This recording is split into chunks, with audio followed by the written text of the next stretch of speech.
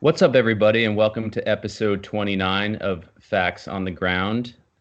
Our guest today is Danny Sjursen. He is a retired U.S. Army major who served several tours in America's forever wars in Iraq and Afghanistan in the late 2000s. Amid his deployments, he recognized these illegal wars of aggression for what they are and gave them an abrupt about face. He's now a staunch anti-war activist, writer, speaker, and podcaster.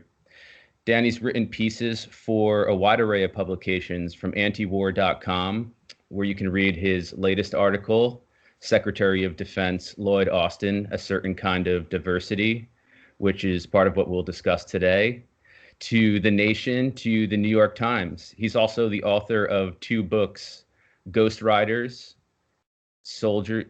of Baghdad, Soldiers, Civilians, and the Myth of the Surge, and Patriotic Dissent, America in the Age of Endless War, which was published this past October. In addition, Danny co-hosts the Fortress on a Hill podcast, which we'll link to in our show notes, and he speaks regularly at a range of public forums. Danny, thanks so much for joining us today. Oh, thanks for having me. Glad to do it. Absolutely. So for people who, so for people who aren't familiar with you and your work, can you just give us a little bit of your background? Like, how did you find yourself in the military? What kind of drove you to join? What was sort of your background into, I guess just how you got into the military? I think that largely I was driven to the military by a combination of toxic masculinity, frankly, before it was a term, and it was just a thing that was ruining the planet. I wanted to be special. That was the biggest thing, right? So I come from sort of working class sort of neighborhood, not a whole lot of college going on, not a whole lot of like leaving to bigger and better things. Like where I grew up in Staten Island, if you make it, you go to New Jersey. Like, that's it. And then when I moved to the Midwest, everyone was like, wait, but I thought Jersey's the armpit of America. And I was like, well, it's all relative, But so I wanted to do something profound and special and masculine if possible, So the military was just very romantic. I had grown up watching the movies and reading everything I could find on like war. And I just had a very romanticized view of it. And Originally, I thought like maybe I'll enlist, that sort of thing, because I don't know. I didn't really want to just be like a regular college student because that's for everybody else. I'm special, right? So I have to do something really profound.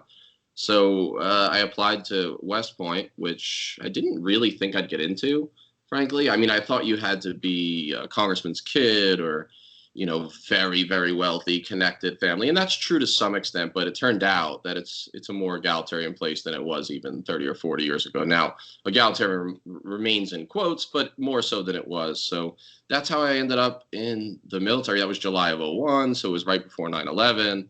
I think I had a very different view of what that would mean. So a military life to me was like hard training, cool pictures, probably develop some sort of muscle tone and impress people. Like that was as far as it went. A little bit of travel to Europe, meet some German women. This was in my head how this was going to run. And of course, the plaudits from everyone in my life circle. This is everything that I had ever hoped for. And then, of course, 9/11 happened. So that all changed. I mean, we actually, it was one of those rare moments where we knew our lives had changed, and they did. Right. There's very few pivots in life that are cinematic in that way, but that was. So my class, my generation, we spent most of our time in the Army and, in Iraq or Afghanistan or preparing to go. So that was just like kind of the conveyor belt. But then in the process, it turned out that the more sort of cerebral and sensitive side to me that I had always like tried to repress in order to fit in, whether it was in the neighborhood or the military, turned out to be kind of like spidey sense was just going off by the time I was in Iraq as a lieutenant. And so I don't know. I mean, I'm nothing special except that I couldn't stay completely silent. And it really, really bothered me, like profoundly, can't sleep. Maybe I'll just drink it all away, bothered me, And so that was kind of the turn. And since then, we can go into it, but since then, it's all been kind of history. And it's really escalated my speaking, dissent, writing. So. That's actually a really interesting point. I'm kind of curious. You said that, there's nothing special to you. You just couldn't stay silent. do you, and I'm sure that there are, but do you think there is a lot of people in the military or former military who understand, but just can't bring themselves to vocalize it? Enormous numbers. Yeah. Anecdotally, the 200 people that I probably that I was closest to in the military, that like I touched in some way, and then they were in my life, and then maybe I'm still in touch with most of them. More than half essentially agree with me about the wars. They may not agree with me about the systemic critique or how far I've taken it, but they generally agree with me. These wars can't be won. They're a mess. They're ludicrous, and we were used. Majority believe that. These are conservative guys, mostly. And guys, they're all guys, right? I didn't serve with women for the most part because at the time, they weren't even allowed in my units, right, in cav units. And there just aren't a lot even now. So this is a very male culture, Deep South, Mountain West, Rust Belt. That's where they come from, right? Disproportionately. These are not dovish, hippie guys, and they generally agree with me. Vast majority, though, are very apathetic and fatalistic about it, and they have this sense that, I can't make a difference. Why try? The beast is too big, and, well, this is my identity, and I don't really want to reject it completely. Plus, I like socialism as long as I'm getting it in the military, even if I vote against it in every other public forum. So I think that keeps a lot of people silent, and everyone, and it's a scary thing to be public, because they in quotes are coming for you. I mean, they're gonna find everything in your background, every skeleton in your closet. You put yourself out there and you're asking for it, which both of you know quite well. Mm-hmm. So yeah. was there a catalyzing moment for you when you were serving that flipped the switch, so to speak? Did you experience something, or was it more of a gradual buildup to getting to that point? I think it was both. I'm always skeptical of like pivot moments and single experiences. Sometimes when you read back, you try to find one. I get asked that so much that I try to find one, and I think there were some, but mostly it was gradual. It was a combination of experience and reading, which has always kind of just defined my life, right? So I was always a man in the arena type, like I have to go in there and act, and I still feel that way, just in a different way. I do different things, but then the other side of me was always lock myself in the room and just like alone time reading. So when you experience these wars and then you're also reading everything about them you can find at night, it sets off this cycle. I will say that it was the Iraqi Civil War in late 2006. So early in my first deployment, I'm 23. I'm in charge of a scout platoon of about 20 fellas. I watched these people. I was blown away by what human beings are capable of doing to one another. It forever changed my view of human nature, right? So beheadings and suicide bombings and just assassination, bullet to the back of the head. You see enough of that. And I really did see a lot of it, right? And I don't mean to overplay it, but a lot of bodies, a lot of killing.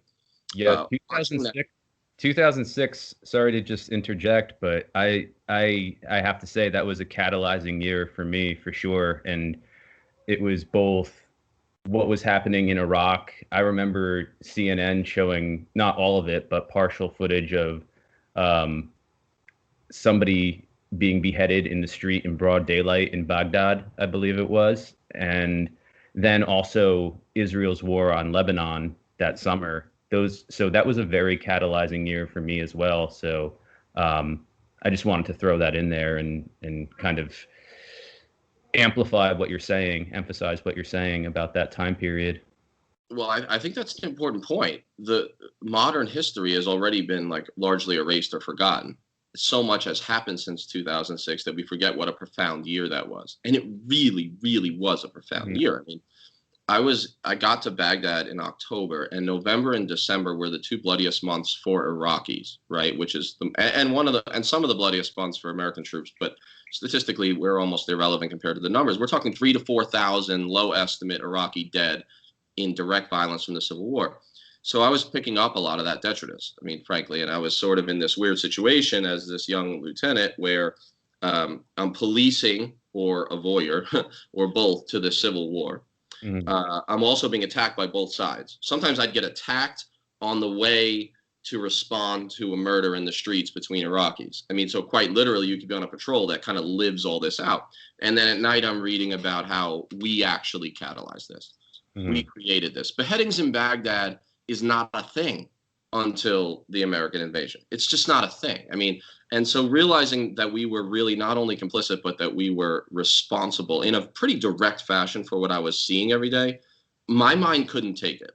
Other people could. Tougher guys could, right? Quote unquote. I reject that now, but I couldn't. I just couldn't. I don't know. I mean, I love my mom too much. I'm too soft of a kid. I don't know what it was about me, but like, I was looking at my buddies and trying to talk to them about it. Good guys I partied with, guys I went to West Point with, who we were platoon leaders together.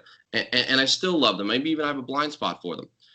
And they didn't feel like what I felt about it. And now other people did, but I just didn't run into them until later. But yeah, so the combination of that was just too much. And the mismatch between that lived experience and that studied experience versus what we were told we were doing, even in 2006, or what we were there for, I don't know. I just, I never recovered. Someone posted a quote by me that I don't remember saying, but I Googled and apparently I did, about the Iraq War, like for some upcoming seminar. And I had said something to the effect of, like, that war broke me. Like, that moment sort of was the pivot of my life. And it was. I don't see anything the same way. Anything. I mean, I can't go to the supermarket the same way. Like, that just had an effect on me. And then, of course, from there, it only grew and in some ways got worse. Something you just said, like, struck a chord with me. We interviewed Liza Black, who's a Native American historian. We have a series going on missing and murdered Indigenous women. And when you just said, beheadings in Iraq don't happen without U.S. intervention, it made me think of when we were speaking to her. She said, rape and like domestic violence in Indigenous cultures didn't exist until the colonizer showed up. And that's it. I mean, it's really indicative. This is in our DNA. That's what we do. We, go somewhere and we destroy it. We bring violence and all of those things. So that just really struck me that, we're still doing the same exact things. But I've heard you speak before, and I think it's really profound, and I think it's something that, people need to hear, kind of about how once you're in the military, that becomes very much your identity. And that's something that's very purposeful, that the military itself helps to propagate. They really want to push that onto you and make that really your identity so that you don't know what you are without being a soldier. And I think that that's a really important thing that we address and talk about moving forward. I think that that's a huge problem in getting, people in the military, family members of military to recognize all of the things that are going on, that this doesn't have to be your identity. Can you speak a little bit about that? Look, the cosmetic is sometimes instructive. So look at the way the military lifestyle is led by design. So we live on bases very far from big cities on the coasts. Okay, there are no major American military bases, with a couple of exceptions, that are anywhere near big cities. So these are fairly isolated places. We shop in a special Walmart called the PX and the Commissary. Okay, we don't even go outside. Even if we live off base, we live within a few miles of the base. We drive onto the base to do our shopping because there's great discounts. Our kids go to a special daycare on the base. We socialize mainly with each other. We have like wives groups and now husbands groups that get together while our soldiers are deployed, and they have these meetings. They call them family readiness groups. Every aspect of your life becomes sort of insular. And in the process, first of all, they tell you, they don't even like hide it. It's not subtle. They say, you are special. You are a warrior. You're part of a warrior class. You're the other 1%. And always implied, and it's not subtle at all, is you're better. You're better than the people out there. They don't understand. They don't choose to serve. You're volunteers, warrior volunteers. I mean, it is a very profound thing, and it's hard not to believe it. If someone tells you you're wonderful every day for like years, you start to believe it. I don't care how strong you are intellectually and ethically. So this happens. And, in one of my favorite military novels, which is called Once an Eagle, and it's wild, but it's on like the reading lists of like secretaries of defense and chiefs of staff of the army. they don't realize it's an anti-war book. It's a wildly anti-war book by Anton Myra. But one of the things he says in it, the protagonist does, they think it's like a leadership book, by the way, but it's not that. It's not just that. He says self-righteousness is the cardinal sin of the soldier. And it's true. And I get frustrated with my buddies still to this day. And I say, God, like, be bigger than that. Like, be better than that. Like, reject the fetishization. You know, find what was good in the experience and the good people you met, and then reject the rest. Like, you're not better than anybody. And in fact, the way that a military in a republic is supposed to operate, if you listen to the founders, and I am over this whole go back to the founders, the original intent crap, they didn't agree with each other on anything. So which founders, I always say, but they did agree on a couple of things. And one of them they mostly agreed on was that we have to stay a republic and not an empire. Now, of course, we were an empire when it came to like Native Americans and stuff from the start, but in many ways, in talking overseas empire, they were scared to hell of it. The curse of Rome, all this stuff. They were obsessed with Rome. That's why all the architecture in DC looks like a goddamn Roman, facsimile or facsimile, So anyway, they rejected that. In a republic, a citizen army is supposed to be the opposite of what it's become. Now we're a Praetorian Guard, and it serves the powerful to make us that way, because mass military dissent is terrifying to the powers that be. It's terrifying because they've created a system where the American people only really trust the military. We're the only public institution with mass support. They don't believe in or trust any other public institution except soldiers. Now that's gross. That's grotesque in a republic, but it is the world as it is. Now, if you've created a world where that is true, and then suddenly there's a mass movement of dissent by those same soldiers, people might listen. So there's this actual effort to make sure that we're sort of insular and that we stay basically silent. And if that requires better healthcare than everyone else gets, a little bit better pay than everybody else gets, and just wonderful benefits and an identity that lauds us, they'll do it. I think that's so much of why they do the whole, at every sporting event, if you're a veteran, stand up and we'll all give you a round of applause. And, at my kids' school, they do a special Veterans Day thing and they have veterans come in and, you really are seen as like a special class of citizen. It's, it's held to a, kind of put up on a pedestal. And I think that that's probably really addictive, that feeling of specialness, Yeah. And if you step back and look at military spectacles at sporting events, you just look at the two paired as objectively as you can. It makes no sense why one should go with the other. Why are soldiers rappelling from the ceiling of a hockey arena before the game or during halftime? And what is this supposed to indoctrinate in the people who are there? They're a captive audience, right? They're there for the game. They're going to stay. They're going to watch this. What is it meant to indoctrinate in them? What kind of jingoism or false heroicism? And Danny, maybe you can speak to that a little bit, because that's something that doesn't get talked about a lot, but it's very prevalent, this sort of injection of military celebration into sporting events. American society has become like a Rudyard Kipling poem brought to life. I mean, it's that kind of jingoism, and it's childlike, like much of Kipling's surface writing, right? I'm just old enough to remember, and you guys will probably are too, a time when this was not normal. Now, most young people don't remember that, and that's profoundly dangerous in and of itself, because when this goes on for 20 years, like, there's an entire generation that just doesn't even remember peace, or not that it was perfect peace in the 90s, but doesn't even remember the pre-pageantry era. So I'm old enough to remember when it was basically just Veterans Day and Memorial Day that TBS played all the movies, and that the sporting events did this stuff. That felt like more than enough. It really did. Yeah. And now we've gone to this point where, what does it say about a society that the only people that it with regularity lauds and puts on the 50-yard line in the Jumbotron? I've been on the Jumbotron, right, against my will. I wrote about it in the book. And what kind of society does that for armed and uniformed killers, state killers? That's what we are. Even if you believe that there needs to be a military, even if you believe that there are some wars worth fighting, both are dubious assertions, but okay, I'll accept that. Are those still the people, the only people that you put on that 50-yard line every day? What does that say about a society? I mean, that is a society that's gone off the rails to militarism. I think that's a very, very dangerous thing. And here's the thing. The audience is children. The audience is teenagers. It's the next generation. I have buddies in the anti-war veterans movement who, brave men and women, who go into schools and counter recruit, right? They go into school when the Marine guy shows up and they try to give an alternative message. Wouldn't you know, the schools are more likely to kick them out than the recruiters, which is fascinating. Yeah, like our schools, which are supposed to be these independent thought agencies, right?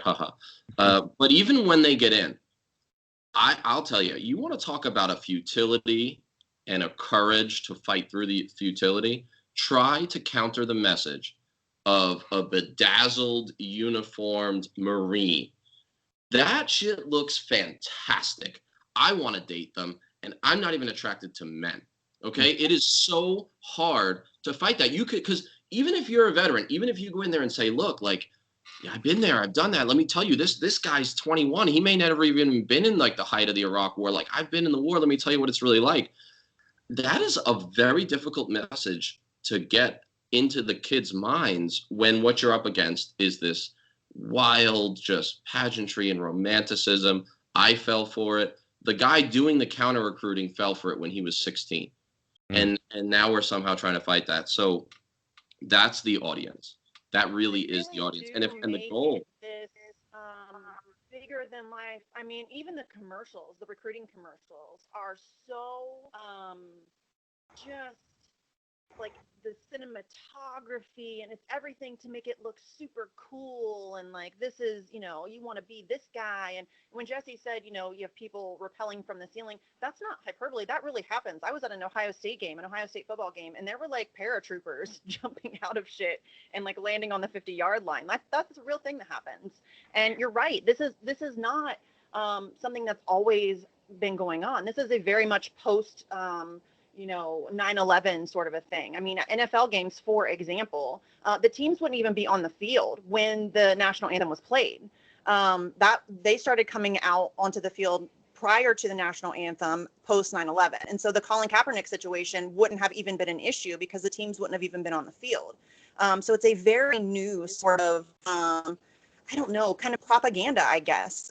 It's really like a push for recruitment. And I know that that's, it's recruiting has been a problem for the military for a while now. They can't bring back the draft, so they use the poverty draft of, we don't have healthcare, we don't have, education. So a lot of, poor kids don't have a lot of options, and that's where they recruit from. But I also think it's kind of bolstered by the whole support the troops, I guess, narrative. Yeah, it's you're a terrible person if you even question what's happening in the military and what's happening overseas, and and I've always tried to tell people, I 100% support the troops. I do not support the military. There's a distinction there, because I'm aware of the fact that there are poor kids who really just got roped in by their circumstance, and they're not bad kids. They're not bad people. They're just trying to better their lives, and that's it. And this was one of their only options, and I can't fault them for that. So, there's a distinction between, the troops, the soldiers, the people, and the institution. Is that something you would agree with? Is that like a good distinction to make there? I do. And I think that most people don't go that far, right? Most people at best will say, I support the troops, but I don't support the discrete war. It takes it a step further to say, I support the troops, but I don't even support the military and the militarism that's incumbent. But I think that that's a radical statement today, and it shouldn't be. Look, the goal is to get us to police each other's patriotism. That's victory. The state doesn't want to put people in jail. It wants to do that as a last resort. It prefers to get us to police ourselves. And so the kind of policing you see is my buddy, anti-war veteran activist, Iraq guy, officer. Anyway, his name's James Gilchrist, right? So he got arrested at a Black Lives Matter protest here in Kansas City. It was a big story for like 12 seconds.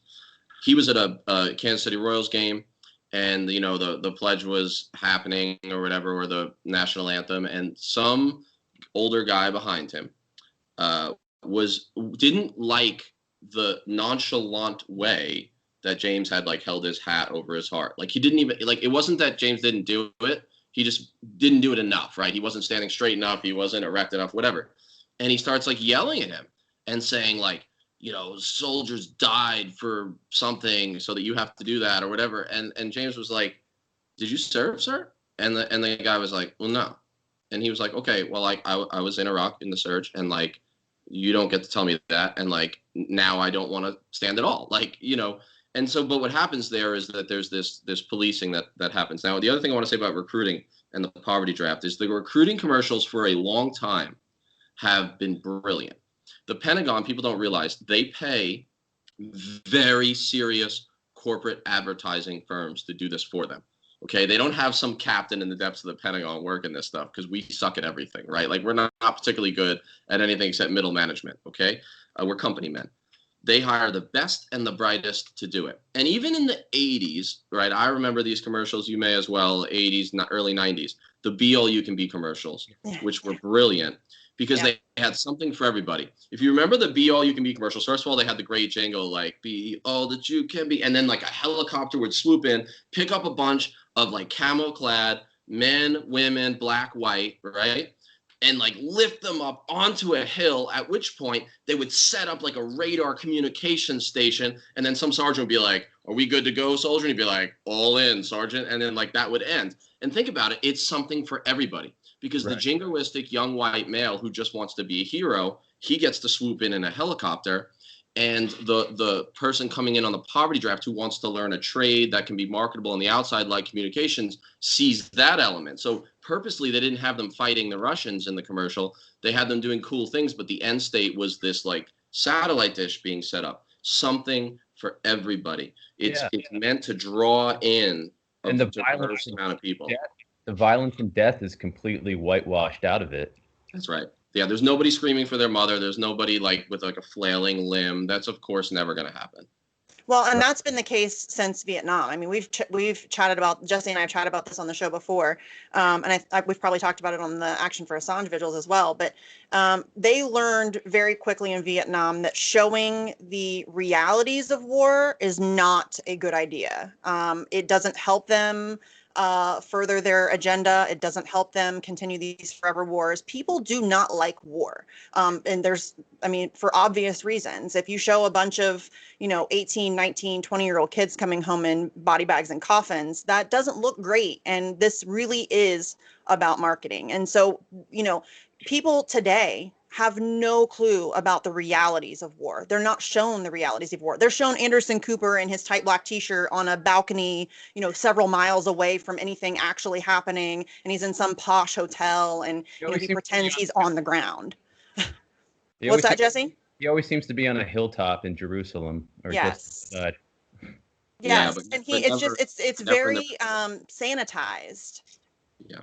I mean, I always have this delusion, but I'm a white American male, so delusion is my birthright. But I mean, I always have this delusion that like I could tell an anecdote and that'll be it, like victory, like I'll win, like people will understand, And one that sticks with me that keeps me still up at night sometimes is there was a teacher in Baghdad. You want to talk about I'm not usually much for the typical war stories, but I think this is an important point. There was a teacher who spoke almost perfect English. She was single and part of like the old secular sort of mid-range elite that used to be like prominent in Baghdad. She was the type that had a better life under Saddam, which was true of a lot of people, even though she didn't like Saddam. And she just liked to like practice her English, and she was a kind and smart woman. And she was looked down upon because she was like single and she didn't buy into a lot of like the rising Islamism and the outgrowth of the American invasion. And so she would stop and talk to my patrol like all the time. And she just liked me, and I liked her. And I fell for her because there was something familiar. She was attractive. She was smart.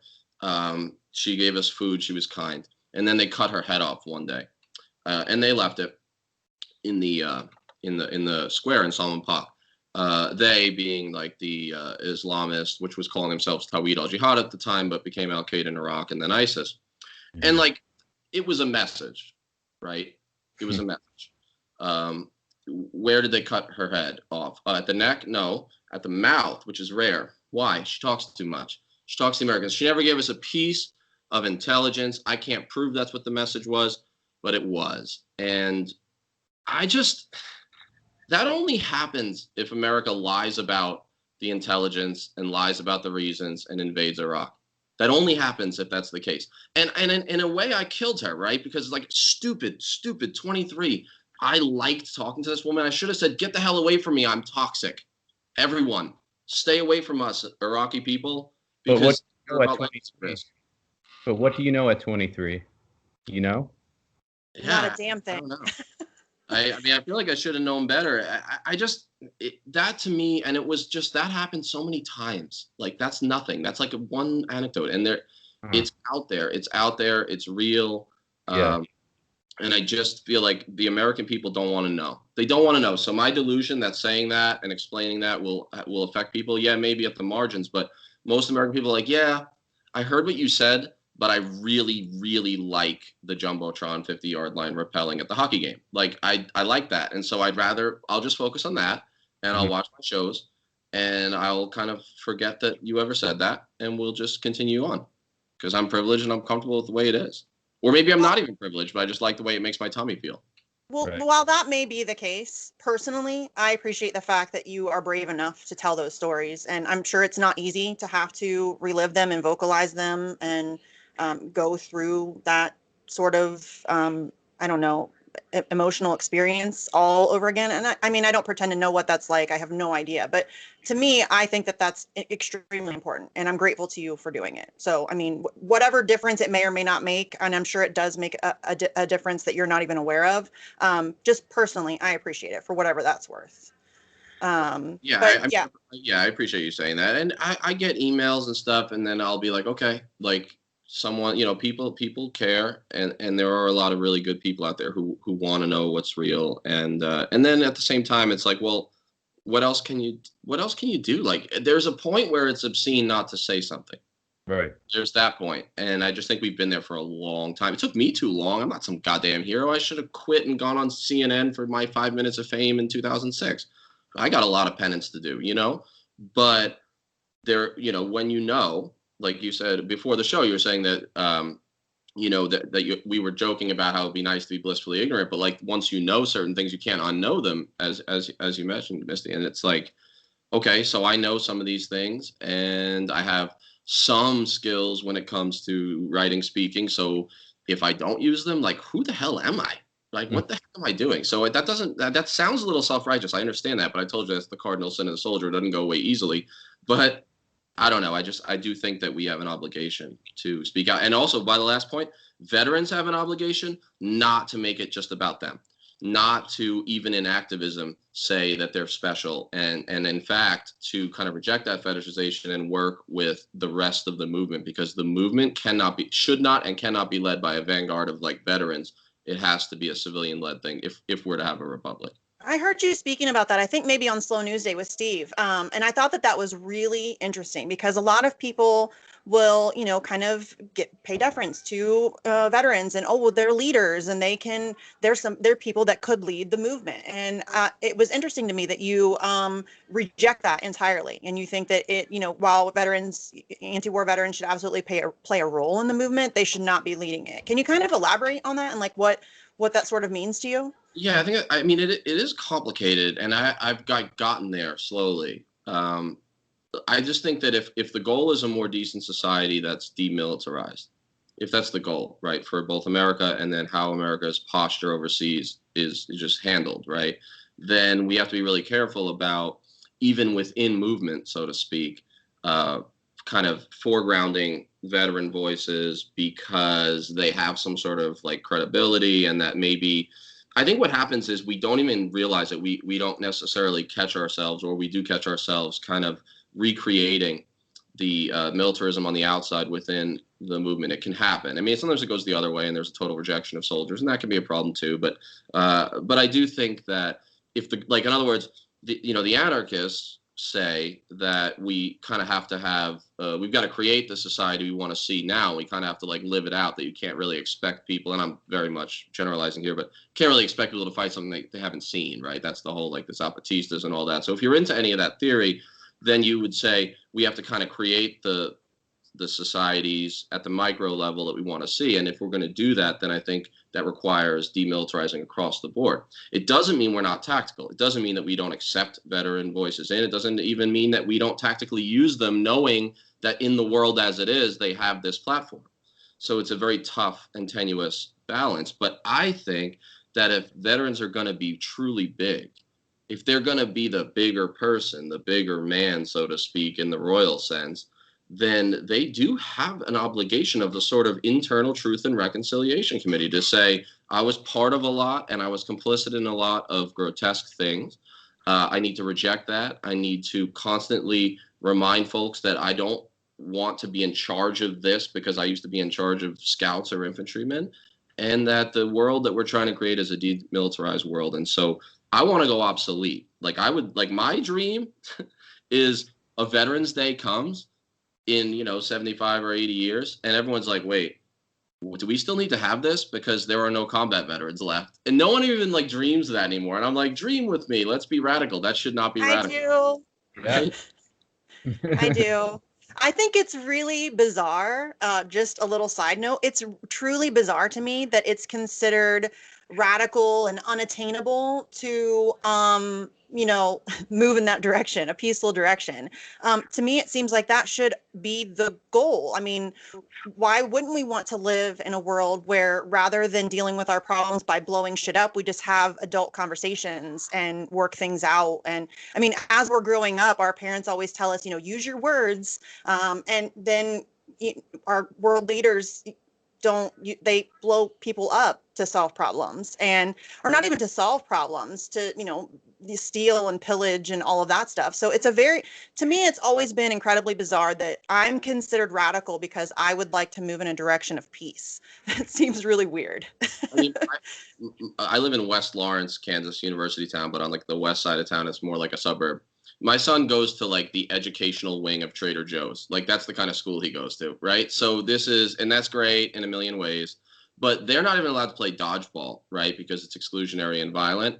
But believe that if he gets accepted to God forbid, West Point or enlists when he's 17 from those same high schools, he will be lauded by his teachers. They will make a thing of it at graduation. And that's fascinating. Right. That is a strange society indeed. Mm-hmm. But that's where we're at. And we have to think about that when war becomes such an abstraction that even in the more progressive and wealthy wings of our society, where we reject all that kind of militarism and use your words becomes kind of a way of life, which in general is a good thing, that at the same time we will, highlight this courage and sacrifice and wonderful decision to go into the military, which the output, the business, what is it for? There was this General Campbell who was a nightmare in a million ways. He came to West Point when I was in the faculty, and he said, but he was a pretty bright guy in a lot of other ways. And he said, hey, whenever you look at an organization, think always, what is it for? What am I for? Drill down. Okay, what's it for? Killing and dying. Your job as a soldier, kill and die if necessary. That's why you're there. That's what you're paid for. And that's fascinating to me. And it's really dangerous. Yeah, and I'm wondering if you can speak to how capitalism ties into all of this, because a lot of what drives the U.S. military industrial complex now, I think, stems from the fact that America's manufacturing base is almost completely denuded besides the arms industries, and they essentially need these wars to keep the American economy going, to keep what seems now like the patina of American empire going, because I think the empire is falling apart. So I'm wondering if you can speak to that aspect of the U.S. imperial drive around the world. Well, luckily I'm not important enough, but that's a dangerous question you're asking, because if you ask me to criticize war and capitalism, you're going to get me assassinated, right? That's what got Martin Luther King killed, right? I mean, people don't realize that. I mean, what he went from 50% approval rate to 75% disapproval rate between 1963 and 1968. What changed? The white liberals turned on him. The white liberals turned on him because he spoke out against the Vietnam War and he spoke out against capitalism. They were all in to make sure that he could drink from the same water fountains of them, not in their neighborhood, obviously, but, you know, in the poor white neighborhoods, they could, you know, drink from this. That was cool. They were down with that. But when you start bringing up capitalism and empire, this is dangerous. Of late, because I criticize Biden and I criticize Democratic Party, there's a strong social media backlash that believes I'm like a secret MAGA guy, but I'm a lefty, right? To the, you know, vaguely, but strongly. I think that you cannot really speak about the empire without speaking about hypercapitalism, exploitative imperial capitalism, late stage imperial capitalism, all the things that you're mentioning. We do have to grapple with the fact, and no one really likes to talk about it, because again, it does not feel great in the old tummy, but the greatest democracy in the world, self-styled, right? The greatest democracy in the history of the world, self-styled, is also the greatest arms dealer in world history. Number one. We are number one. We are exceptional as a nation. I believe in American exceptionalism just for all the wrong reasons, right? We're exceptional in how many guns we have, right? Twice as many as Yemen, which is an actual Wild West, right? You know, we have this arms industry. I mean, we sell 2 to 3 times as many guns to the world as the Russians, and they're the second worst, right? I mean, the biggest gun runner in the world, which runs its arms industry like the drug trade, like a legalized drug trade. I mean, that is also the country that talks about exporting its democracy, being an indispensable nation. First of all, the language surrounding America and American exceptionalism, indispensable nation, you know, greatest force for good in the world, city on a hill. That's clinical psychosis. If a human being talks about themselves that way, if a human being thinks they're exceptional, we're like, ooh, you need some meds. But if a country does, we're like, that's patriotism. That's Americanism. It's just a fascinating duality. But the only great American industry right now is guns, bombs, drones. That's what we sell. That's what we create. The military industrial complex makes sure that all those things are built in like 40 out of 50 states in each program. And then the output is that we get a black Raytheon ex-4-star general from the board of Raytheon, who went to work for Raytheon within the same year he retired, which is fun because I don't like subtlety. I like plain language. And thanks, Lloyd Austin, for a plain decision, right? Straight to Raytheon. And we're told this is business as usual. I mean, for my sins, I've been engaging people on Facebook and Twitter, debating with them about this, because I've been called a racist now for bringing up his color. Oh, why didn't you bring up Jim Mattis's color? I'm like, well, Jim Mattis wasn't highlighted as a great candidate for, you know, as a victory for any particular race, except maybe Mad Dogs. I mean, that's the thing, right? But this is the argument that's being thrown at me. Like, you can't criticize these people because they're people of color or they're women. And it's like, okay, well, I don't really like woke warmongers that much either. So what are we doing here? And so that speaks to this capitalism and this exploitative nature. If you look at, I'm writing a piece right now that I'm working on called like top 10 bloody conflicts in the world you've never heard of, but should. Mm-hmm. And the argument that I make, and it's a tired one, but it's a little accurate, is that the places where there's a whole lot of death and destruction that we don't pay attention to, it usually has to do with kind of a lack of resources to exploit there, a lack of strategic position as we describe it. Now, we're still usually complicit in that war happening. We're not the only reason, but it's more indirect because there's not, you know, oil, natural gas, or strategic positioning in a sea lane. So yes, capitalism is a massive factor in this, and late stage service industry capitalism where we don't make much except guns.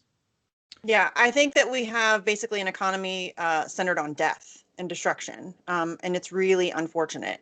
And, you know, just kind of, I think that a lot of the problem, particularly on the left, of which I include, I am a part of, but on I'll say the left, there seems to be a real disconnect in being able to tie our foreign policy to our domestic policy. They really are inextricably linked. And I think a lot of people, I mean, for example, you'll have, you know, people who, you know, are environmentalists or who, you know, claim to support the Green New Deal or whatever. But the Green New Deal doesn't address capitalism or imperialism. And you cannot address environmentalism without addressing those two things. And so, it really does seem to be, and it's really unfortunate. I don't know what happened to the left. The left used to be very anti-war and very aware of what was happening. But definitely over the past, I don't know, probably 20 years or so, maybe longer, the left has definitely seen this great disconnect between how foreign policy connects to domestic policy. Can you kind of speak a little bit about that and what you've seen over the course of your time serving, and then after you've been out and gone out speaking to people? When I was in Iraq in 2006 and 2007, I was pretty desperate. I was really looking for a nuclear option to end the war. On a personal level, I was scared to death to go back. On a broader level, I thought this was destroying our country. And the war on terror it destroyed what was left of our republic. I mean, it did. It really did permanent damage. We'll feel it 2-3 generations from now, even if we ended it today, which we're not. I thought the left was my only real hope. So, because in my head, the anti-war movement was associated with the left, broadly speaking. Now we're in this weird dynamic that you're mentioning. We're in 2020. Oftentimes, the anti-war movement, the anti-war left, not only gets into coalition with the libertarian / sometimes populist right, but actually kind of takes a back seat to them. And I think that's dangerous, by the way. And I'm willing to work with the libertarians, and I'm big on the libertarian circuit, it turns out. But that's weird. That's weird, and it does speak to an element within the left. The left has always kind of eaten its own. That's a thing. Principled people do that historically and conceptually. But the one thing I was hoping, and it may still be true, because I don't think we've seen the last of the Black Lives Matter protests and the anti-kind of police brutality protests and all the systemic stuff. In June, after George Floyd was, killed at the end of May, I spent the lion's share of days in the streets. I was sleeping in my car a lot. It was like I was a commuting activist, just like any good white male liberal, guilty type. But I was really pretty active, and I thought I have to put my body somewhere there, And so I had the weird experience, not as bad as others, but I had the weird experience of being gassed by my own government for the second time. The first time was in training to teach me that I could actually suck in this stuff. I didn't think that was going to happen again. And I thought to myself as I was watching these fairly post-apocalyptic scenes, I've got some pretty good video and stuff on Twitter, like of just a park full of civilians being gassed. Kids were there, strangers were picking up each other's kids and running. I'm watching these soldier cops kitted out with better gear than I had in the war on terror, with sniper positions on top of very expensive boutique shops on the Kansas City Plaza, with sniper teams on top, and then 2 to 3 drones overhead hovering over us. And I thought, man, I wish I had that Overwatch in Afghanistan. I would have saved some lives, because I couldn't always get that, right? Because we had limited resources that we were competing for. And I thought to myself, okay, here's what's going to happen. Like, this is our moment. And maybe it still is, but I've been a little disappointed so far. And I realize how that sounds, and I'm cautious about it. But my thought was, folks are going to see this police militarization. They're going to see both the cosmetic element of it and then the reality of it. They're going to then start to understand the 1033 program and how societies become militarized and how the wars overseas, the tactics and the strategies are applied here at home.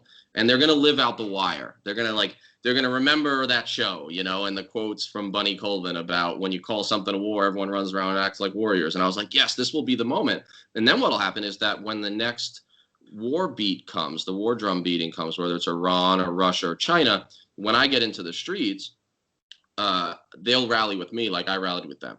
Mm-hmm. And that may still happen. And I understand that this is a cautious thing for me, looking the way I look and telling people what they should care about and all that. But I do think that, I wrote my first article with the title, The Empire Comes Home, was 2017. And I wrote it about my first experience in the streets surrounding the Eric Garner police lynching, the urban lynching of Garner. He's from Staten Island. I'm from Staten Island. I got involved in that. While I was teaching at West Point, I would drive down the river an hour and a half at night and go to these protests. And so I kind of wrote this piece. And so that was like 3.5 years ago that I first started writing about The Empire Comes Home. But they do. Scholars know it. They rarely come out of their schools to actually get in the streets, but they've been writing about this for 20, 30, 40 years. And I'm really hoping that like a galvanized left will connect the domestic and the overseas, because treating them as discrete, convincing the people that they're discrete and unrelated is another tactic of the empire. They have to keep us siloed It's like, oh, you want to do some activism about like bring back our girls, you know, from the Lord's Resistance Army. Okay, that's cool. We'll even let powerful people make videos, but don't connect that to American empire and what's the role of America in Central Africa, and then how does that affect our police and our. Don't do that. Silo it. Activism is allowed as long as it is discreet and as long as it is a non-threatening. And keeping it discreet makes it non-threatening. Yeah. Don't ask why we have special ops troops in Mali, for example. So Danny, I'm curious with regard to the protests you were just speaking about. What is your position on pacifism versus armed struggle when it comes to protests? And I'm not talking about armed struggle as in provoking violence from the government. I'm talking about armed struggle as in self-defense. Yeah, so I've like dabbled in theoretical pacifism. I always joke that like I'm as close to pacifist without being able to go there, you know, without being able to cross that kind of Rubicon. I have complicated views about it. I don't like the way it's usually framed, and you're not framing it that way at all. Actually, you're entering complexity, but most people frame it as like this either or, and they just kind of like lay it out as the argument is already a leading one towards peace is always the right way. I mean, even my own mother, who is my favorite person in the world, ride or die, Sue in Staten Island, right? She even like, we had an argument because she like reposted a meme that she didn't make, but she saw that was like, this is around the George Floyd protest time in the beginning. It's like, this is how you protest. And it's like King, like locking arms on the Selma Bridge, like totally out of context. Yeah. You know, not the one where they beat John Lewis nearly to death, but like the later one, the one that was like for the media. And then on the other side, it's like, this is not a protest. And it's like a limited, statistically insignificant case of looting that happened, you know, in the aftermath. And so oftentimes it's like laid out that way, and violence versus nonviolence is laid out that way. You know, I study civil rights history in an academic sense. That's like actually what I'm interested in scholarship wise. People don't realize that because I don't write a whole lot about it publicly. And I mean, one of the things that scholars have known for a long time is that even in the Civil Rights Act movement, it was always a fluid line between, you know, armed struggle, self-defense, and peaceful protest. It was never a good, bad, like just simple, discrete thing. There was a lot of flow back and forth. I'll tell you this, my controversial and provocative views on it is whether or not. Okay, so I'm conflicted as to what. So I'm for self-defense. How about that? I'm for self-defense. I'll come down on that. But I'm conflicted on the idea of like, okay, what does revolution mean? Does it mean an armed struggle? I'm scared of the guillotine, and I mean that conceptually. It ends there oftentimes. I realize that, but at the same time, I reject the idea that we just need to like rule out all people who are willing to discuss violence. I will say this: when there is some sort of like sectarian war in America, I wrote an article called Sectarian America, purposely provocative, using the language of Baghdad. We are a divided country. If there is violence, we're going to have to grapple with some hard truths, like the right has the guns. The right has the lion's share of the military and police trained professionals, which is why my first novel, which will fail miserably, is going to be about a protagonist who sounds a lot like me, like most great writers, or poor ones, in a college town full of like, you know, liberals with no military experience, tries to, you know, gets drafted to raise a militia because he's the only veteran on the left with military training. And then, you know, one of my chapters is going to have to be called "You Can't Charge a Hill in Skinny Jeans," you know. Mm-hmm. But so like that's meant to be a joke, and I don't want people to militarize. And I'm not even meaning to just make fun of style, but this is something we're going to have to grapple with. So I have complicated views about it, which is kind of it's not meant to be an evasion. I don't know exactly where I'm at on it. I do know that in those streets, I felt, even in Kansas City, which was not as intense as some other places, I felt like a helpless victim at certain points, like very, very vulnerable, and very much all the weight and strength was on one side. And when I went to Tulsa to do direct action at that Trump rally, watching the Proud Boy types, watching the militia types that were just openly marching through a pretty large Midwestern American city with sky rises, with rifles open. I mean, it was frightening, and it made me think, man, like, are there limits to pacifism. I don't know. I don't know. It's scary stuff. I think it's okay to have complicated views. I do as well, because I consider myself, pretty much a pacifist. I despise violence. I'm not a fan in any way. But I also think that it's really naive to think that we shouldn't be having that conversation, that it isn't something that we're going to have to, like, we're going to be left without a choice, on how to deal with that. And I think it's a very good point to bring out that the right has all, most of the guns and, most of the military and police trained people. And I think that's a huge part of the reason why they work so hard to keep us divided, because they can then use those people as sort of a middleman between, the left and power. And I don't think that those people realize they're being used that way, but they are very much being used that way as like another line of defense between us and capital. And it's, I don't know how to get people to see through that. I advocate all the time for, reaching out to people who you don't agree with, and to talk for talking to people on the right. I'm often called a Nazi collaborator for doing so. But, if we don't come together as people, whatever revolution we are hoping to have could very quickly and very easily turn into a civil war between ourselves. And, the people in power will just laugh at us the entire time. So I think it's a conversation that we definitely need to have. I mean, I understand it's a tricky subject to discuss. It's, certain answers can get you in trouble, like real trouble, like FBI kind of trouble. But I do think that it's very naive to think that that's not something that we're going to that we're going to be faced with at some point. We see it now. I've been to protests in Columbus, Ohio. It's not like, Protest USA. It's, a fairly calm city. And you're right. I felt you feel hunted. The manner in which they conduct themselves on the streets is very predatory, and it's impossible. And this is like a peaceful protest. Like, nobody's looting, nobody's breaking any windows, nobody's got cans of spray paint. People are just standing around in the street. Somebody's got a megaphone and they're giving a speech, and people are just listening. And the cops will come, just straight up come on you with violence. And I don't know how else you're supposed to react other than to defend yourself. Again, I don't like violence. I've never been in a fight in my entire life. But if my life is threatened, what am I supposed to do?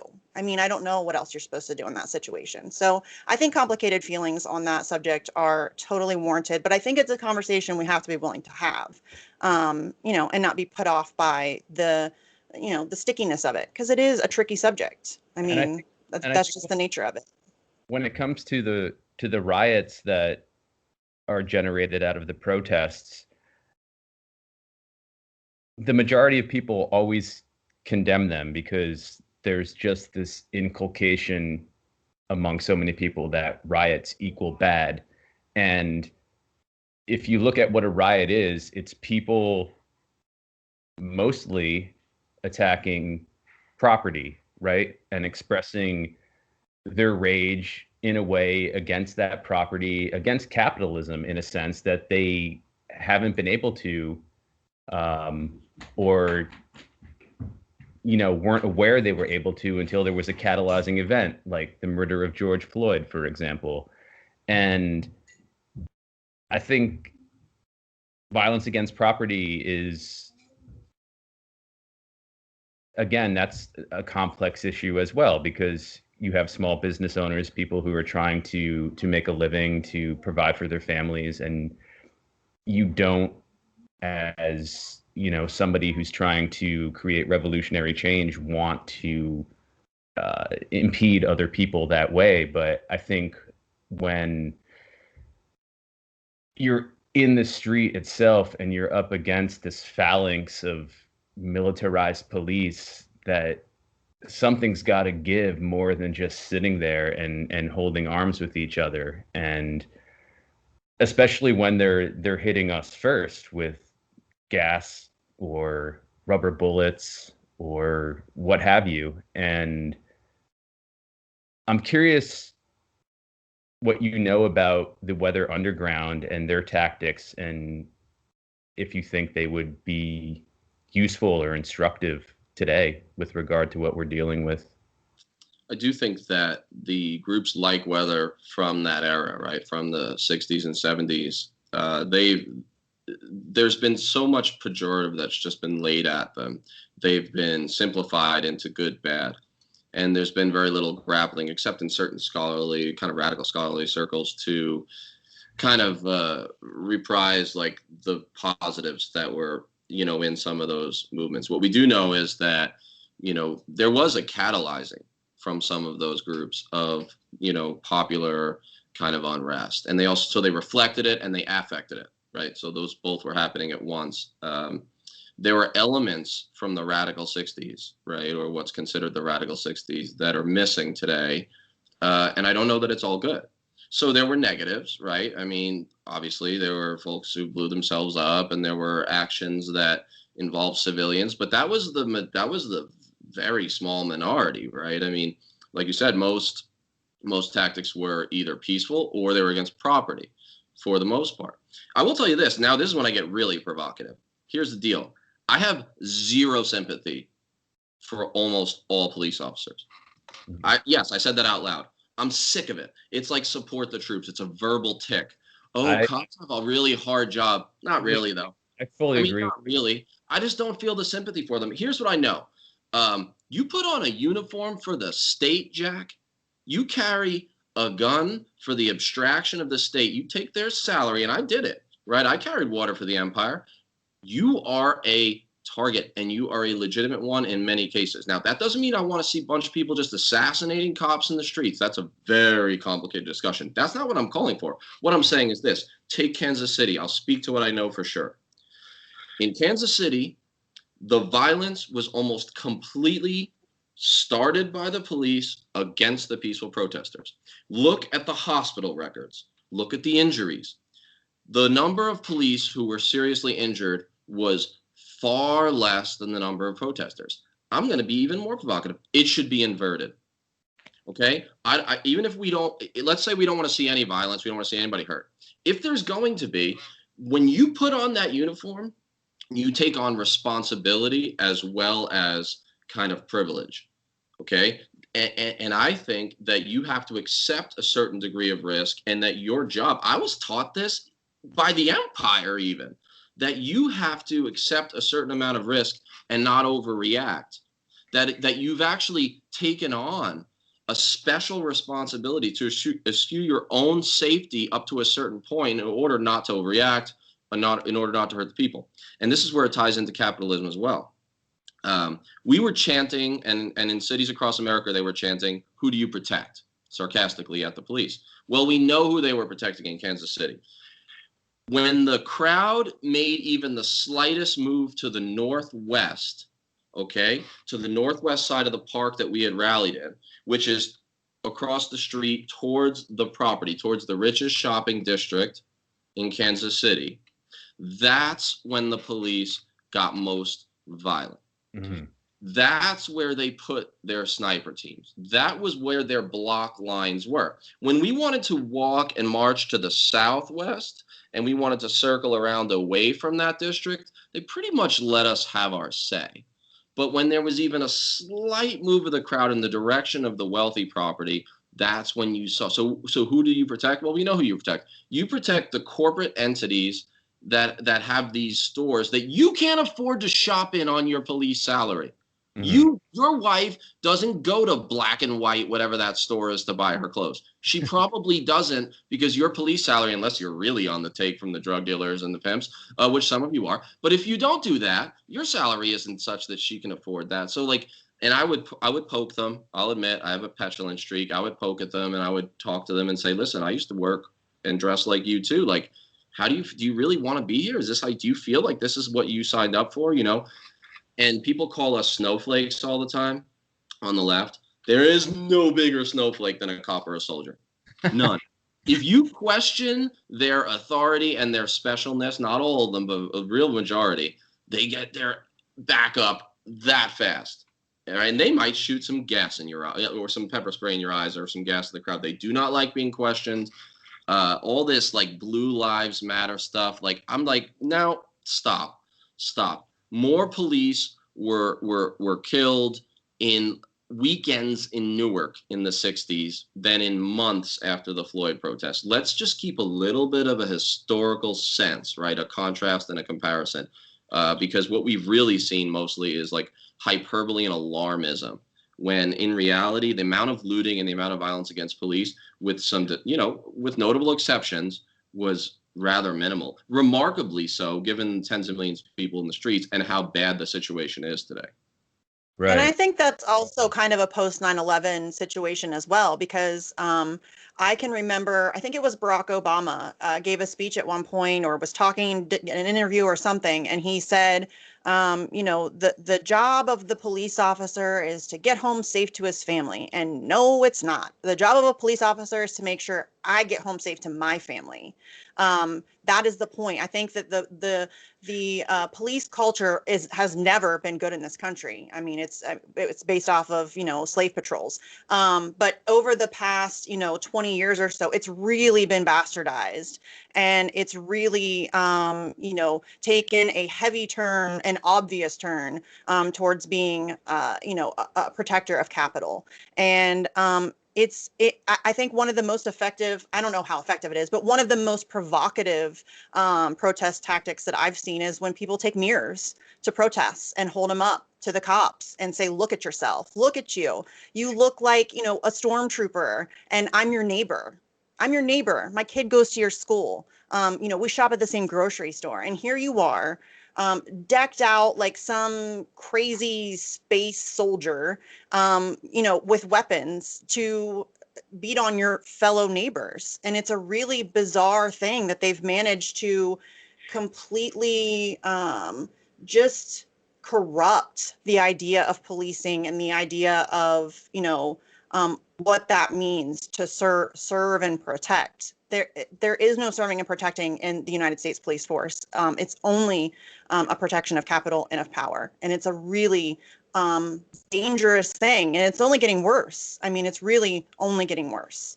And, I think that also the militarization, just in general, I mean, like we were talking about earlier, we now have Joe Biden, who is, his intersectional imperialism, and he's getting all of his identity politics check marks. And, he's got Lloyd Austin in there now, who is, like the human embodiment of Raytheon. And I think that people were so worried about getting rid of Trump, they didn't stop to think about what Biden actually meant.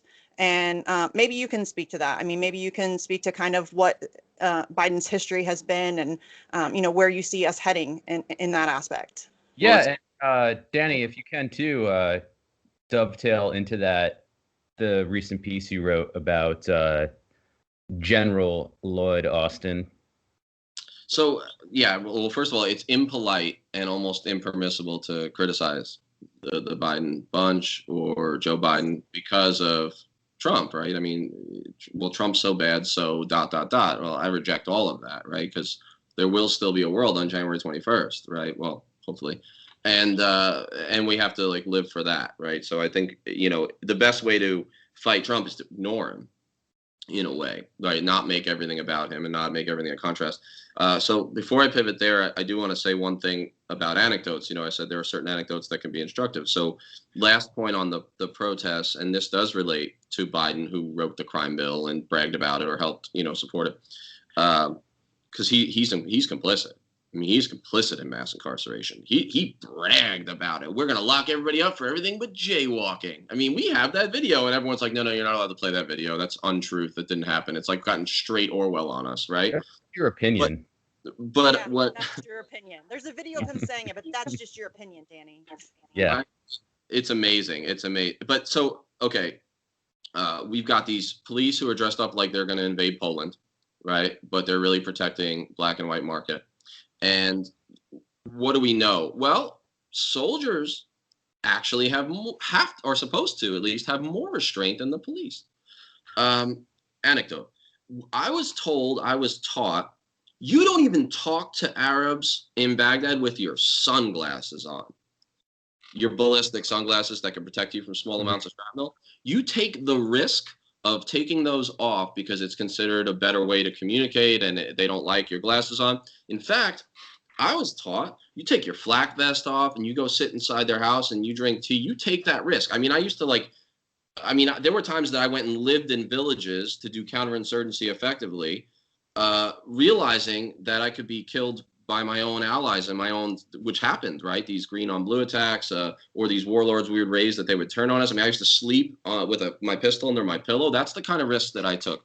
And I wasn't some hero. It was normalized. So I just think that we have to keep that in mind when everyone tells us, oh, like the first priority is the police's safety. You're right, Misty. It's not. No, the people are the first priority. They chose to take a risk, and they have to accept one. Biden's team coming in has been the work of kind of my life for the last 3 or 4 weeks, and I didn't mean for it to be. I made a joke on Twitter the other day. I wish Biden would stop. I wish Biden would stop promoting, war industry lackeys long enough that I could write about the minor matter of the Tigray crisis. Yeah.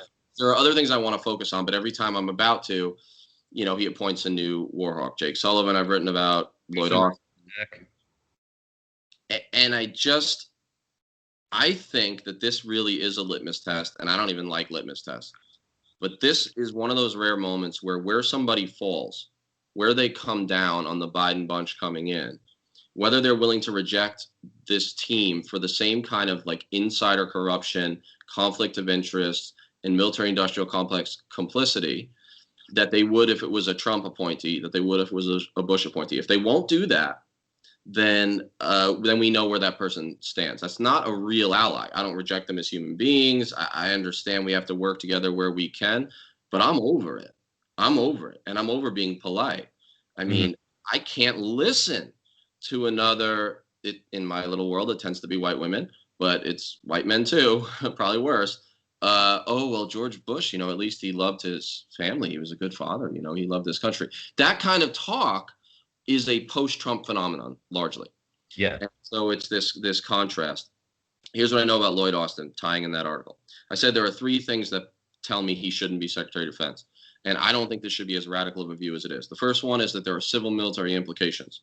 Jack Reed, who is a senator from Rhode Island who went to West Point and did his 5-year stint in the Army. I met him once on a trip when I was a cadet. My teacher, by the way, was General Barry McCaffrey, Vietnam hero who became the drug czar type under Clinton, right? 4-star general.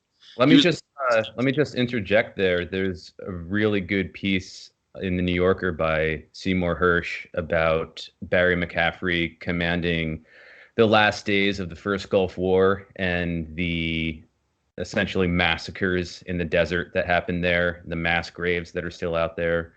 The late Robert Fisk has written about this, but Barry McCaffrey is no slouch and is, by any account, a war criminal that a lot of people have forgotten about, just like Storm and Norman. So let me put that out there. I'm glad that you did. I mean, I read that piece, the Seymour Hersh one, and McCaffrey was like this. He was an MSNBC analyst for a long time, I believe. He was seen as like a military hero of the polite left, right?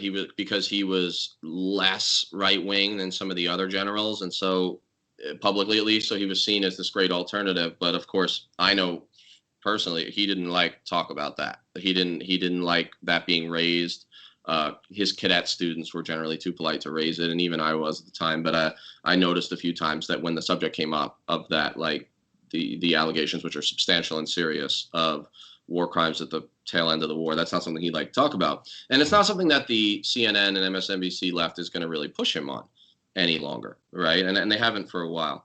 So I met Jack Reed on this trip that McCaffrey was able to put together. He was a real insider, so it was pretty cool to be accepted to be in his class because he was famous, and also when you want to go on these trips to D.C., he knew people. Well, Jack Reed is a West Point guy, a Democrat, Armed Services Committee top Democrat. He said last time he wasn't too excited about supporting the nomination of Mattis. And what he said was, this waiver that's required to bring a general in who's not been out of uniform for the full 7 years that's required by U.S. law should be a once-in-a-generation thing, he said. That, like, he's not doing this again. Now, we'll see if he actually doesn't or if he's wishing he didn't say that now, which I suspect.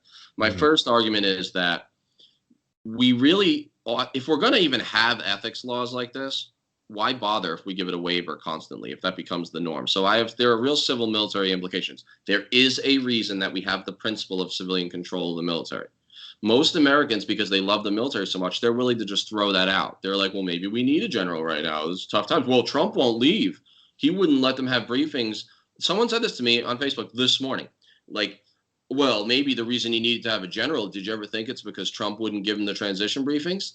And I was like, wait a second, what are you saying right now? We need a general to what? Like get like his paramilitaries and like march in and like violently force Trump to give these transition briefings? Like, I don't understand that logic, but okay. I just think there's a civil military problem there. We should not be doing this. It really should be once in a generation. It probably should be less than once in a generation. I mean, I can't think of very good reasons to waive that requirement, but we do it as a matter of course. The second one is the Raytheon thing. I just don't understand why people aren't more upset about the revolving door. Trump people don't like the revolving door, and real left people don't like the revolving door. In other words, there's a broad consensus among a lot of people that something's not right about all this corruption, that it's not profiting me and my family that's living paycheck to paycheck. But the New Yorker reading crowd, right, the establishment left crowd is generally willing to just give it a pass if it's Biden putting a general in. So my point there is Mark Esper was also a Raytheon plant who got to lead the agency that's the number one customer of Raytheon, the Pentagon. But in some ways, and I can't stand Esper. I mean, I wrote articles about him, the West Point Mafia articles, right? I spoke about it. I can't stand Esper. And Pompeo is my living nemesis. Like, I don't like these guys and their classmates at West Point, 86.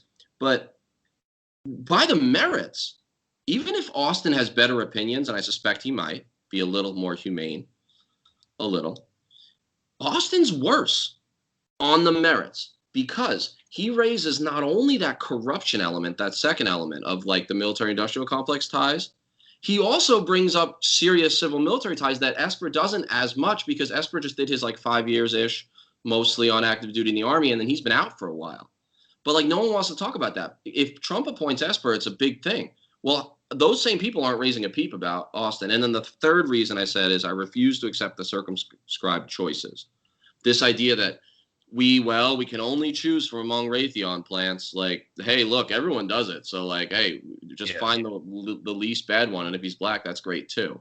It's like, I reject that because that to me is paternalistic and patronizing to say that there are only choices available who are generals and who go work for the military industrial complex. Because there are, even if you want diversity in the cabinet, and I think there's value in it, there are people of color, there are women who aren't Michelle Flournoy, who aren't Lloyd Austin, who we could seriously be looking at. And I just think that if we don't reject him as Secretary of Defense on those three things, then we are remiss. And by the way, there are people I respect a whole lot on the left who have written pieces. I'm appearing with two of them tomorrow, Medea Benjamin and Norman Solomon, who I really respect and I'm proud to sit with. And they've written articles that were kind of, hey, this is a victory for the left that we didn't get Flournoy and we got Austin. And I understand that they're happy that the activism of the progressive left seemed to have some effect, maybe because there are so few wins.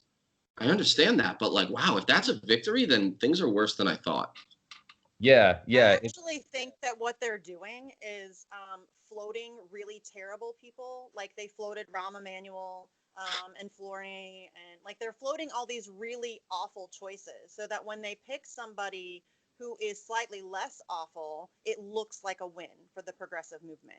And I genuinely believe that that's a tactic that they're taking. And I think that they're also using the identity politics tactic. They're trying to use, women and people of color because then you can't criticize those people. And it's so much easier for the crimes of empire to continue if people are scared to criticize them because they don't want to be called sexist and they don't want to be called racist.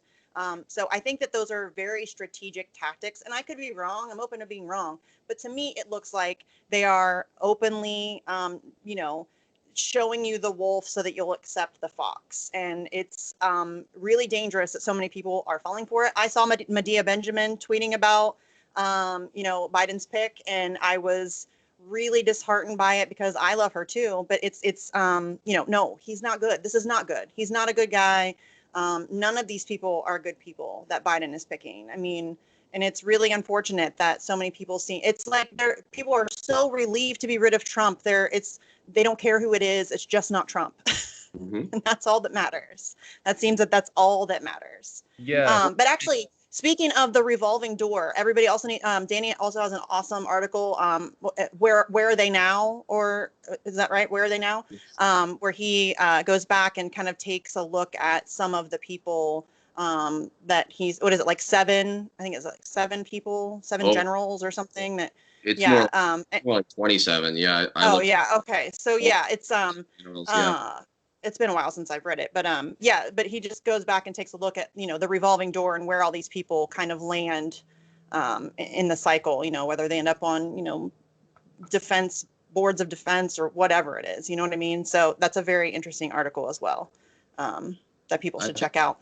I want to say one thing about it. I think we've normalized the revolving door so much that otherwise intelligent and seemingly principled liberals accept it as a matter of course. I had a guy who I generally agree with on most things message something on social media saying like, hey, like most of these generals, they mean well, they're good guys, they're consummate leaders, they care about service members, and like, listen, we need boots and uniforms, and like he was listing out these very like non-military items that the military needs, and so like, don't we want generals working for these companies to make sure that our guys have the best boots so their feet don't hurt?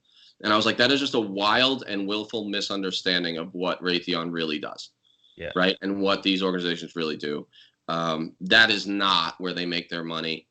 That is not the effect that they ultimately have. This is about controlling Congress. This is about subverting democracy. And overseas, it's about foreign arms sales, missiles, okay, not boots, drones, killer robots, not shoelaces for those boots that we sell to autocratic actors like the Gulf states and to apartheid ethnocrats masquerading as Democrats. Yeah, I said it. That's what the Netanyahu regime, and we should say regime, is, okay? Ethnocrats masquerading as Democrats. And when we sell to Israel and the UAE and the Gulf states, not only do Yemeni children die, and they die in nice wholesale, good bushels, like nice stats, if you're a stats person, they really rack those body counts up. They also change the region. They change the power balance. They pull us into future conflicts. That's the real product of Raytheon. And so but otherwise intelligent and polite people will bring that kind of stuff up. Like, don't we need a military industrial complex? Like, I like my soldiers to have really comfy boots too. And I'm like, man, that is willful misunderstanding, or you've been programmed so much to normalize this that it really does become normative, and it's staggering. We have to fight it at every step. Yeah, and another aspect of that too is that when these bombs, when these missiles, when these shells, when these undetonated mines detonate, the people in the Middle East aren't stupid. They can read the fragments and see where the weapons were made, where they come from, and they know if the U.S. didn't drop them, then a U.S. client state did, like Israel or Saudi Arabia or the UAE. And maybe, again, that's because people don't have the information to get that. But I think that's pretty self-evident, and I think it is willful ignorance. People don't want to think about that. People don't want to think about the fact that Joe Biden is a war criminal, and that under his watch, horrific things happened in multiple countries. He helped destroy a whole country and return slavery to it. People don't want to think about that because he's not Trump, and this fatuous argument that we can push him left still has traction. And I don't know what it takes, because you start talking about this enough to people, it seems like you're on a soapbox or you're proselytizing, and I don't know what it's actually going to take for people to see that somebody like Biden is no different than somebody like Trump. In fact, he's arguably worse. Yeah. On foreign policy. Yeah. I would say he's worse. And the Democrats have been attacking Trump from the right for 4 years. I live in New Jersey, and I am unfortunately exposed to a lot of coastal liberals, and that's the attitude they have, that, well, actually, when I bring up points like I just brought up, like with regard to Libya, they'll tell me that's just my opinion. This is a matter of historical record, but they'll tell me that's just your opinion because we want Biden or anyone other than Trump so badly. I mean, they probably take George Bush Jr. again, right? If that was the option. Oh, And absolutely. I don't really know what you can do or what you have to show them to penetrate that wall. I mean, do you have to show them Gaddafi's murder, or that video on the beach in Sirte in Libya when ISIS beheaded, I think it was like 8 people, and it was like this high quality production. I mean, what do you have to show them that happened under his watch to get them to understand? What are your thoughts on that? I'm still trying to figure that out, right? My life, my job is to try to figure that out, and it's hard. Part of me just wants to reject people and just be like, you're the worst. Like, I'm more angry with that polite liberal than I am with the right, who I know hates me in some ways. But like, I have to like force myself out of that and be like, okay, but what now, right? And that's the hard part, because it's easy to get lost in that. It's very frustrating. I know this to be true. You know, Julian Assange's picture is behind you, Misty, and like so much of what we know about things like Libya, like, thanks Chelsea, thanks Julian, right? Mm-hmm. Like, we can read Jake Sullivan send a flip and offhanded email to Hillary about Syria saying like, well, Al-Qaeda's on our side in Syria. But my favorite part of that email is the second predicate where he says, other than that, everything's as expected. Like, what? Well, and Neera Tanda did the same thing with Libya. We have a deficit, and they have oil or whatever she said, and that's like psychopathy. Like, that's insanity. And these are the people that are now going to be in charge. If you were wondering whether Biden could be pushed left easily or at all, look at his picks. His picks are a big middle finger to the fired up progressive wing that would have put Bernie in charge, right? That would like to have done that, right? And there's a lot of reasons that it didn't happen, and most of it was like pretty nefarious. But this empowered left that gives a shit, that he needs, Biden needs that, and he needs them to come out for him. Big FU, that's what he gave with these picks. Well, show me the progressive, show me even from like the squad Bernie wing, how many picks did we get? Did we even get like human services? Like, the left of the party, the base, got nothing, because this is a DNC party.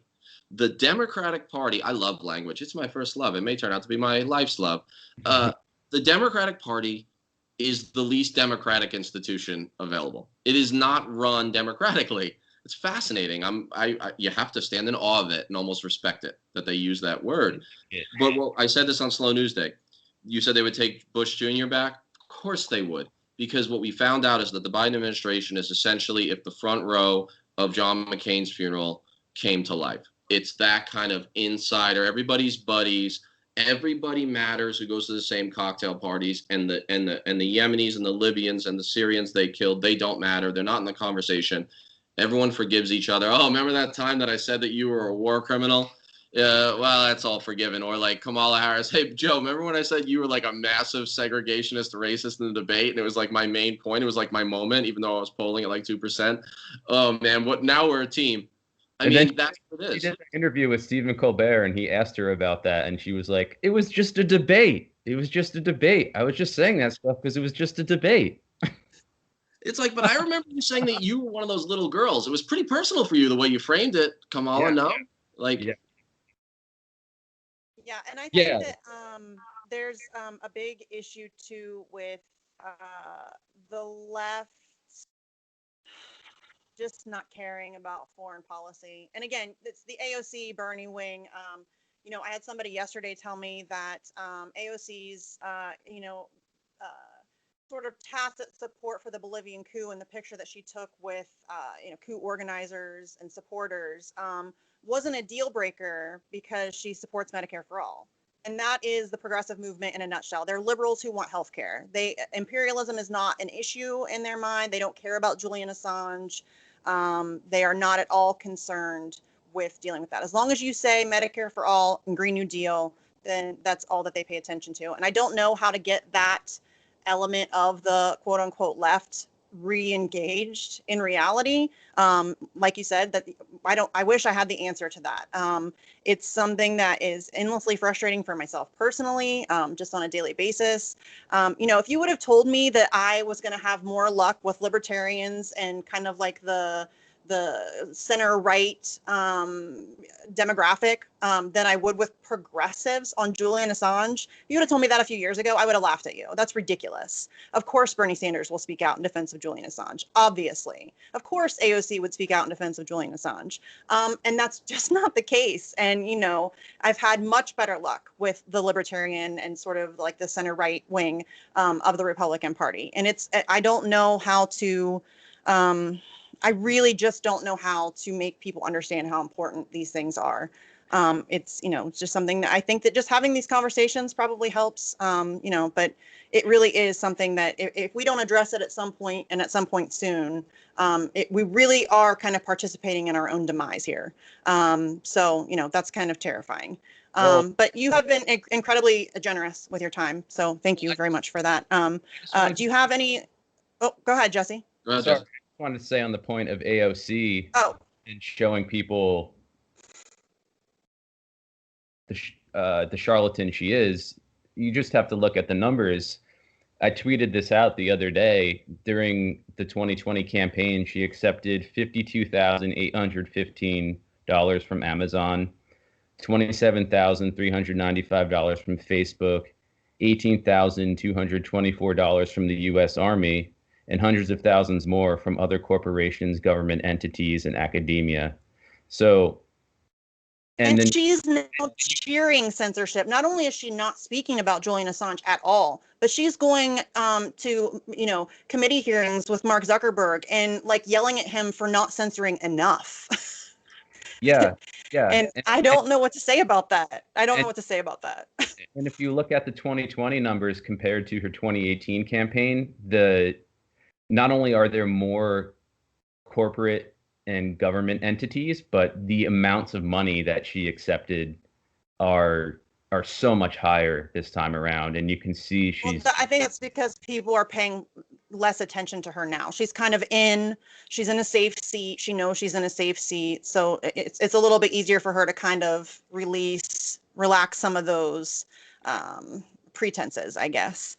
But yeah, anyway, Danny, I'm sorry we've taken so much of your time. Do you have any last thoughts that you want to put out there? And then maybe if you could just tell everybody where they can find your work and, your book, Patriotic Dissent, is amazing. I'm only about halfway through it, honestly, but it's amazing so far. So yeah, just tell everybody where they can find your work and stuff. Sure. No, I appreciate it. I mean, look. And also, sorry, I keep interrupting. Okay. If you just want to tell us a little bit about Patriotic Dissent, sure. what the thesis is and what you propose in the book. I feel like we could talk to you all day. Like we were supposed to talk about that, and there's just so much. No, I've enjoyed it because I think that especially the first half, talking about we talked about a lot of the things that are in the book when we were discussing the pageantry patriotism, as I call it, and like the cultural militarization. I mean, that's really what the book is about. I mean, it's a book that was pitched to me as almost like an extended essay, and that's why it's only like 160 pages. It was pitched to me by Bob Scheer and Steve Wasserman. Bob Scheer, of course, of Truth Dig, old school journalist, who, if you stay at his apartment in the bunker, or in downtown LA, like he will talk for 5 hours about meeting Castro. It's awesome. Like, and Steve from Heyday, and they said and Bob said, is patriotism toxic? And I was like, probably. But I didn't want to throw the baby out with the bathwater, and so I tried to make a bit of an argument for a patriotic dissent, like a third way. And then of course they were both like, well, write it and fast. So I did, and it's essentially a mix between a little bit of a philosophy take on what it is to be a patriot, but also history of dissenters and all this. And I think that ultimately where I come down is that one has to try to live their values. I said earlier that self-righteousness is the cardinal sin of the soldier. Sometimes that comes into the post-soldier life, right? Sometimes it comes into even the rejection of soldier life. And so I'll let myself be self-righteous for a moment. Like, I could do more and I should have done more before, and I have to live with that. But what I'm saying is that in a time of absolute crisis for the Republic and for humanity, I'm talking climate change, empire, and a revamped nuclear madness surrounding a two-front Cold War. In a time like that, anything less than dissent, is not patriotic, and that action is required. And so, look, I don't do enough, and every day I'm trying to think of what more is there that I can do, balanced with the fact that you got to pay your rent and that my son is in the other room doing virtual school right now, right? We all live double lives, and we also all virtue signal with what's behind us in our Zoom calls, right? So there's like, some people have like 9 copies of their own book behind them, and I'm like, come on, man, be better than that. But right, like, but we all do it, and yet there's value in it. And like, what's behind me? Okay, besides the inversion of the little girl searching the IDF soldier, which really I just love. Yeah. I got a bunch of anti-fascist Spanish Civil War, paintings and propaganda behind me, and I think Bernie. I got an envelope up there. Oh, I love it. It's actually my girlfriend's. I dig it. I think this. We talked about Bernie, we talked about AOC, and we talked about how a lot of progressives don't care about foreign policy. I wish that I was involved in the Bernie campaign more than just making calls, right? I wish that I was getting listened to. I would have been like, front load your anti-war stuff, outdo Trump, say, yeah, Trump's not all wrong on this stuff, but he doesn't follow through. He escalates bombing in Somalia. Not me. I'm going to connect all this. Like, I would have went full bore on that, right? Because the candidate who was more anti-war, at least in their rhetoric, won in 2008 and won in 2016. It was a little bit different with the Biden situation. I would have really pushed that. And Bernie said, and look, I have a blind spot for Bernie. I do, right? He drives me up the goddamn wall now. I'm like Jimmy. I sound like Jimmy Dore when I'm talking now, right? And I love Jimmy. Like, he frustrates me, but he says some beautiful things sometimes, and he's better than most in his career, especially in the early days. And he said, stand up for somebody you don't know. And I think of the Spanish Civil War, and I think of those mostly urban, mostly New York, disproportionately Jewish city kids who had never even held a rifle, who, when their moment came, they, by the thousands, joined the Abraham Lincoln Brigade, went over to Spain, and fought what the documentary is titled The Good Fight, because it was. And they were slaughtered in the Jarama Valley in the first battle. They didn't even get to fire their first. They got 5 bullets each. They let them fire it at the side of a barn on their way to the front, and they took 70% casualties, the highest casualty rate of any American unit in any war, and they weren't even officially in the American Army, and the State Department opposed them and threatened to take their passports. Yeah. They stood up for somebody they don't know, and they did it with guns, and that's not the only way. And so Patriotic Dissent was described by Kirkus as a clarion call in deft and mordant prose, which should be on my tombstone. But that's what it is. That's what it is. It's saying that there's a time of crisis, and to each according to his ability. Yeah, I went full marks. Like, every one of us has some role to play with whatever skills we're lucky enough to have or to have developed over the years. And this is a true crisis moment. There's a whole bunch of litmus tests. Assange is one. The Empire is another. And just a bipartisan critique is the third one. And I'm just glad to have this conversation with you guys. And the reason I didn't even notice that we're so late and that I have to jump on another call is because it's such a good conversation. So I appreciate it. And I'll come on anytime y'all want. Yeah, you're welcome back anytime. And just so you know, you said you should live your values. And as an Assange supporter, I just want to tell you one of my favorite quotes of his is, "We only live once, and every day spent living your principles is a day at liberty." So, yeah, definitely. I agree with you 100%. So Danny, before I say something, I can hear you. Okay. Before we part ways, I just wanted to ask you about the description of you as a neoconservative on your book's copy. Yeah. I mean, I think I called myself like a budding neocon. I mean, I don't think I really actually understood the language of that. I was a budding, toxically masculine conservative, right? Like I wanted to believe the Bush Doctrine in 2002 and 2003. that's a bit of a purposeful exaggeration, but I was definitely not always of the left at all. I mean, I was fairly conservative, although my doubts creeped in even before Iraq. But yeah, I was part of that. Look, the people who were at West Point in 2002 and 3, we were believers mostly. I mean, really, really believers. I mean, a lot of Americans were, but we were believers because we were going to go live our values, except they were all the wrong values, right? We had fallen for the hyper-patriotism and the revenge culture around 9/11. So I really wanted to believe all that. So, even in 2004, I guess I supported Bush. I mean, it's crazy to think. I mean, I can't stand that kid. I want to punch me in the nose. I want to go back in a time machine. That's how I would use my DeLorean. I wouldn't save the world. I'd punch my 17, 21-year-old self in the nose. That's how petty I'd be. But we're all allowed our guilty pleasure diversions. But I'm a Vonnegut guy. We talked about him before the show, and so of course in my kitchen, I have to have a skull, right? It says I'm a humanist. I've tried to live decently without expectation of reward. And that just reminds me of what Julian said in that quote. And I know I'm insufferable and probably because of it undateable, but I really do think that you should try to live your values. And that sounds so simple and a little self-righteous, but goddamn if it's not a requirement for the species' survival at this point. Yeah, what else is there to do? That's it. So, but yeah, this has been great, and I've really had a good time talking about these things. It's I said that Steve's show, Slow News Day, is always a better time than most, and I will include the show as well because. I'm texting Steve as soon as I get off here to tell him. Right. I'm not gonna put a plus or minus because I don't want to start a civil war in the Assange vigilance. No. I'm just kidding. But no, it's great. Like, these conversations Steve are jokes better. that I am him with lady bits. So. Right. Yeah, he said something like that. Okay. I'm the same version of him. I just look more clean cut. Yeah. Right. We do think alike in some ways, yeah, and speak alike. I love Steve. Yeah. All right, Danny, thank you very much for joining us today. It was a great conversation, I think, and so our guest today on episode 29 of Facts on the Ground has been Danny Sjursen. I hope I'm pronouncing that correctly. That's good. Okay.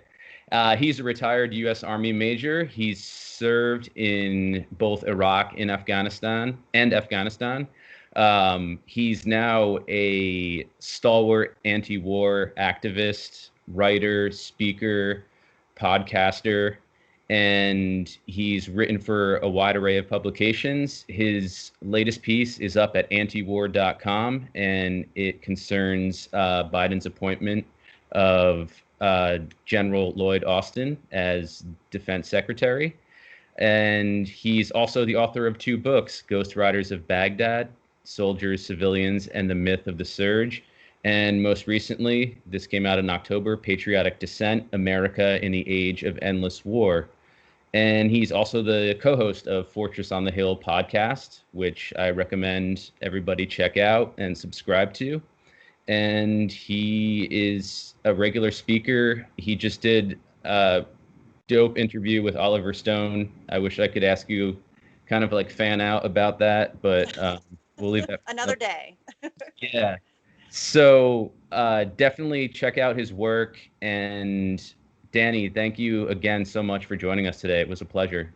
Yeah, absolutely. My pleasure as well. And let's do it again. Okay. Yeah. Thank you so much.